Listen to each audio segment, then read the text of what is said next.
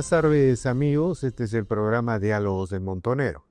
Bueno, en medio del gobierno intempestivo de Manuel Balcázar, en medio de la discusión del nuevo gabinete, Mireles, en medio de esta accidentada campaña electoral, muy pocas veces en la historia de un país se ha visto una campaña electoral para elegir un gobierno nacional atravesado por destituciones presidenciales.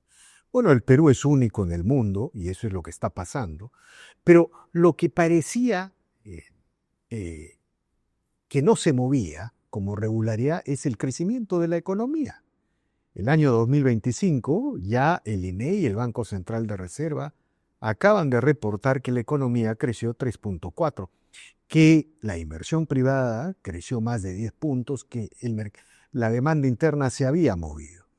Si sin estas turbulencias políticas e institucionales, sin el propio proceso electoral, probablemente la economía se iría como se dice, en subida. Habría una línea ascendente. Pero en medio de esta situación ha surgido la posibilidad del niño costero.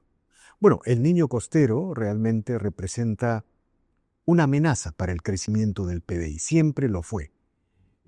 El año 2023, en que hubo una recesión de 0.6, hubo el famoso ciclón Yaku y varios sectores de la economía, entre ellos la agricultura y la pesquería, fueron duramente afectados. Más atrás, en el año 82, 83, hubo un super niño y una caída estrepitosa del PBI, 11 puntos, 10 puntos. Bueno, este niño costero que se avecina, que todavía no se conoce exactamente su intensidad, va a afectar o no el crecimiento del PBI. Para hablar de estos temas, el día de hoy hemos convocado al señor Elmer Cuba, economista de larga trayectoria, muy reconocido en el país y socio de Macrocons. Buenas tardes, señor Cuba, gracias por la conversación. Hola, ¿cómo estás, Andrés? Justo estar en tu programa, en un nuevo escenario. Bueno, gracias, pues estamos inaugurando este escenario, pero quería preguntarle, la economía ha terminado, quizá eso sea lo primero, ¿no? La economía ha terminado relativamente bien el 2025, pese a todas las turbulencias políticas e institucionales.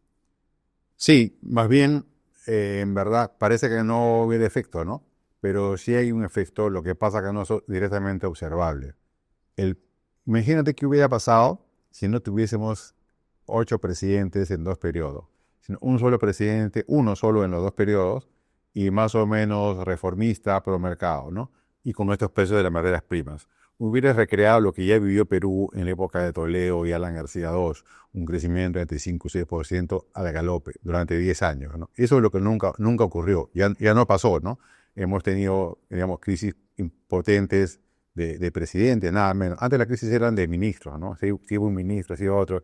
Incluso en los inicios de este siglo, eran crisis de gabinetes, caían gabinetes, ¿no? Varias ha habido con Toledo, con García y con Humala crisis de gabinete, se va el premier. Pero ahora hemos tenido otro nivel de crisis política, crisis se va el presidente, ¿no? Y 8 veces. Y eso sin duda ha terminado afectando, por un lado, la predictibilidad de las políticas públicas. Como tú sabes, en la economía no existe una economía seca, hay sectores, ¿no? Puede estar el sector pesquero, minero, industrial, agrícola, y siempre que tú interactúas con la autoridad, ¿no? Porque siempre hay reformas pendientes. Y esas reformas se atrasan cuando hay tantos cambios. Entonces tú ya estás avanzando en un tema puntual, qué sé yo, ¿no? Una norma para que siga subiendo la productividad de algún sector, y se va el presidente, se va el ministro, se va el viceministro, se va el director nacional de lo que sea, ¿no? Y atrás el tema. Entonces, el sector público y su productividad ha sido la rémora que no nos ha dejado crecer 5%, sino apenas 3%. Entonces, claro, uno solamente ve lo que está encima del iceberg, ¿no? Pero no lo que está abajo. Entonces, claro, la economía peruana es fuerte, es tan fuerte que podría haber crecido 5 o 6% y ha crecido solamente 3%, ¿no? Claro. Por la crisis política. Y digamos, este crecimiento no tiene que ver con grandes nuevas inversiones, ¿no? De alguna manera, porque recién este año se ha registrado un incremento de 10 puntos en la inversión privada. En general, el nuevo aeropuerto, Chancay, son inversiones previas que venían de mucho antes y que han ido consolidándose en el... Digamos que hay, o sea, esos son ya megaproyectos, ¿no? Que son, pues, son elefantes, ¿no? Que por sí mismos son importantes, pero también hay la pequeña inversión, miles de decisiones que hay en todo el Perú de inversión. Cuando una señora en un mercado decide cambiar las licuadoras, está invirtiendo, ¿no? Es inversión privada. Si sumas esas millones de decisiones, se ve que la inversión privada ha venido creciendo, se ha fortalecido, digamos, en los últimos 3 años luego de la caída de Castillo. Hay que decirlo, en verdad. Cayó Castillo, subió Boluarte. Eso el hecho de que no haya caído ella, que sea estable, fue la razón final por la cual la inversión privada aumentaba. Claro. El mercado requiere predictibilidad. Bueno, y el otro asunto es que en términos de pobreza, antes de la pandemia, estábamos en 20, vino la pandemia, vino Castillo. Vino la pandemia y no, para ser justos, ¿no? Con las cosas, vino la pandemia y se fue a 30% Sí, de y pobreza. luego vino la inflación. Luego, después de la pandemia, había una inflación mundial de alimentos. Claro. Y eso en todo el planeta también ha Bueno. subido la canasta de los alimentos, que es central para la línea de pobreza, ¿no? Sobre todo en Perú. En Perú los alimentos pesan casi toda la línea. Claro. Entonces eso también hizo que el crecimiento que hemos tenido no tenga tanto efecto en la pobreza porque la inflación de alimentos fue la que subió. Claro, porque la pobreza de 30 bajó a 27 y un poco todo el mundo ha sentido que volvimos una década atrás Sí. en el avance en la Pero lucha. tenía que haber bajado más rápido, pero no lo hizo por la inflación. Acuérdate que el Banco Central tuvo que luchar contra la inflación el año 21, 22 y 23 fuertemente con tasas altas de interés, ¿no? Para que la inflación finalmente ceda. Y lo logró. Ya la inflación hoy día pues está en la meta del Banco Central, pero la lucha ha sido fuerte en estos 3 años, ¿no? ¿Y por qué se luchaba? Porque la inflación de alimentos bordeaba el 8%. Si los alimentos suben 8% por año por 3 años, la línea de la pobreza pues sube, ¿no? Y por eso que no ha sido posible que baje tan rápido. En cambio, ahora es distinto. Ahora, con el mismo crecimiento de 3%, va a caer más rápido la pobreza. Porque ya no hay inflación. ¿Es posible que la pobreza descienda a algunos puntos? Sí, porque depende de 2 factores. Un primer factor es tu ingreso, ¿no? Tu sueldo. Y otro segundo factor es el costo de la canasta. Lo que pasó fue el peor de los mundos. Tu sueldo no subía o bajaba y los precios de la canasta subían. Entonces la inflación, la pobreza voló, ¿no? En cambio, ahora, felizmente, y la inflación está totalmente domesticada, los alimentos ya no están subiendo como antes, están planos, y por lo tanto cualquier nuevo aumento de empleo se va a reflejar en la caída de la pobreza, ¿no? Ahora, pero cuando estamos, digamos, desarrollando esta observación de la economía, se viene el niño costero, ¿no? Si bien es cierto, todavía no se sabe la intensidad del evento climático que se viene, lo cierto es que ya se empieza a conocer que el PBI, sobre todo en la agricultura, va a ser duramente afectado. A ver, hasta ahora los indicadores duros, digamos, del niño son la temperatura en la parte de la costa norte de Perú, cuántos grados está por encima del promedio. Hoy día está dejando la zona de niño débil a un niño más fuerte, pero hasta ahí sabemos, se puede desvanecer o se puede acentuar.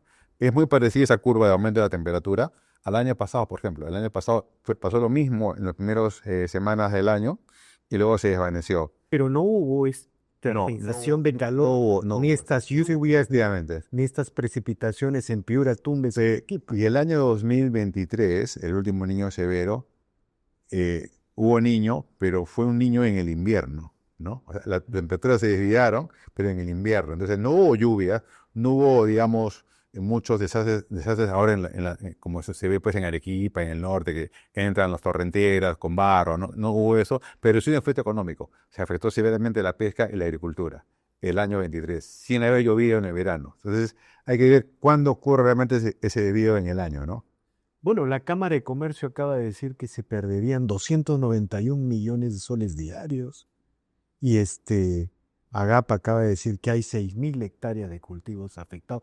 De todas maneras va a haber un efecto sobre el PBI. Sí, pero por ahora es menor, porque no sabemos si va a ser un niño severo, ¿no? Si fuese un niño severo, si se pareciese al del año 23, ojalá que no se parezca.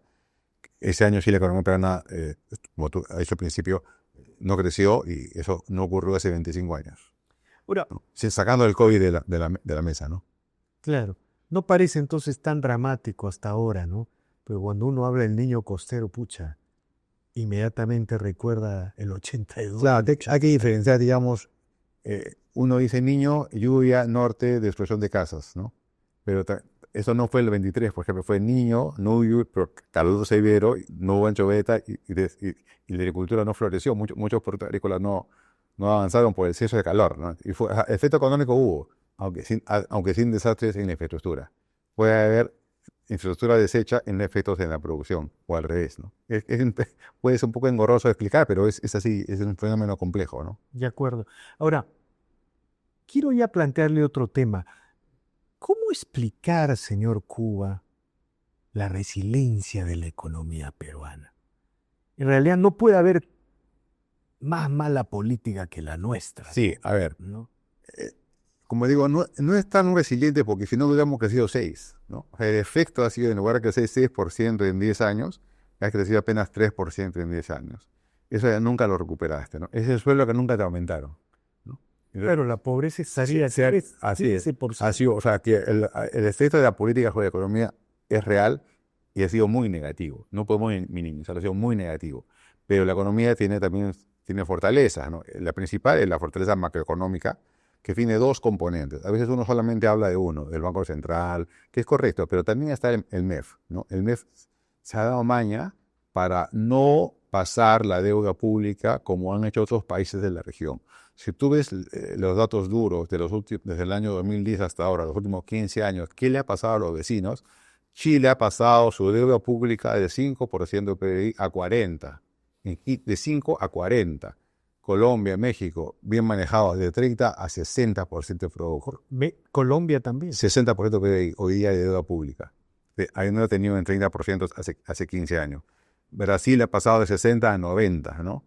Entonces, pero ha pasado, efectivamente ha aumentado, pero estamos en 33. O sea, si tú ves el desempeño peruano, solito se ve como que hubiese sido irresponsable fiscalmente. Si lo ves en el mundo, en el contexto, en verdad es un buen manejo. Entonces, tanto la fortaleza fiscal que ha mantenido a raya el resto del país, como la fortaleza monetaria del Banco Central que ha mantenido la inflación a raya, son la base, ¿no? La base de estabilidad macro de Perú que ha hecho posible crecer al 3%, ¿no? Claro, pero ese 3% sigue siendo un crecimiento mediocre para reducir pobreza. Mediocre de un país como Perú que además está subdesarrollado. Crecer menos que el mundo es pues subdesarrollarte indefinidamente. Puede que un año crezcas menos porque hubo niños, ¿no? Pero ya vamos a cumplir este año 10 años creciendo en promedio menos que el mundo, ¿no? Cuando no era así los anteriores 10 años. Lo que pasa es que crecías más que el mundo. el barrio está tan mal, América Latina está tan mal, que de pronto el Perú aparece como una estrella que todavía tiene... Claro, pero ese es un mal barrio para compararlo, ¿no? Hay que compararlo con el mundo emergente, ¿no? El mundo asiático emergente igual de pobre que nosotros. Lo está haciendo mejor. Claro. ¿No? Y crecen por encima del mundo. O sea, el mundo crece en promedio 3%, esos países crecen 5%. Nosotros crecemos 2,5%, debajo del empobramiento mundial. Entonces, ese es un problema que hay que resolver. Ahora, ¿qué es lo que tenemos que hacer los peruanos para salir de esta... Es como una trampa, ¿no? Mediocre. Bueno, los economistas le llaman trampa de ingreso medio, ¿no? Pero... Claro, esa trampa en Perú se llama trampa política. Estamos en una trampa política. Si desatamos el nudo político, la economía va a volver a crecer más rápido. Todos los ojos pasan por ahí, ¿no? No son los precios internacionales, que están altísimos, no es a la paz en Pérez mundial, no tenemos un problema fiscal como teníamos antes, ¿no? En los 70s, 80s, no hay empresas públicas deficitarias mayúsculamente, como era en esa época. Entonces no hay nada que está inhibiendo que Perú vaya más rápido. El único factor explicativo es la crisis política y la recurrencia de presidentes, ¿no? Bueno, crisis política que de alguna manera explica también la burocratización del Estado y la falta de reformas. Si un país está en permanente crisis política, ¿qué reforma se va a proponer o qué transformaciones se va a proponer? Por un lado, claro, y por otro lado tú has descabezado la alta burocracia, que era buena la que teníamos pues hace 10, 15 años, ¿no? Con tanto cambio de ministro y tanta rotación de viceministro y tanta rotación de directores nacionales, así descabezando todo el tiempo la burocracia buena que teníamos, ¿no? Entonces ahora alguien que no tendría que estar ahí, está ahí, ¿no? Hay gente que en otro gobierno jamás se hubiera estado en ese puesto y está ahí, ¿no? Entonces produce peores políticas, ¿no? De acuerdo. Ahora, yo quiero plantearle una reflexión ya un poco, digamos, para a ver si le agregamos un optimismo. Aunque las cosas no están tan mal, pero tampoco están bien, ¿no? Siempre se dice, a ver, se dice que el Perú está llamado a ser una potencia, de los países emergentes, ¿no? Es el tercer país en tamaño, en territorio en Sudamérica, ¿no? Tiene una costa ideal para emplazar los puertos que conectarían el Pacífico con el Atlántico, tiene la tercera reserva mayor de cobre del mundo, ¿no? Tiene una cordillera polimetálica que impresiona y tiene un mar con unas posibilidades de biomasa marina que lo convierten en una potencia pesquera. El Perú está llamado a ser una potencia en la región. ¿Qué tenemos que hacer en el corto y en el mediano plazo? Por ejemplo, en el corto plazo me imagino, elegir bien, elegir un Claro. un buen Congreso, un buen Ejecutivo. Pero ¿qué tenemos que hacer en el Mira, corto? efectivamente ha nombrado recursos naturales y recursos geográficos, que estamos en una buena zona del mundo, una zona de paz que ya es bastante, ¿no?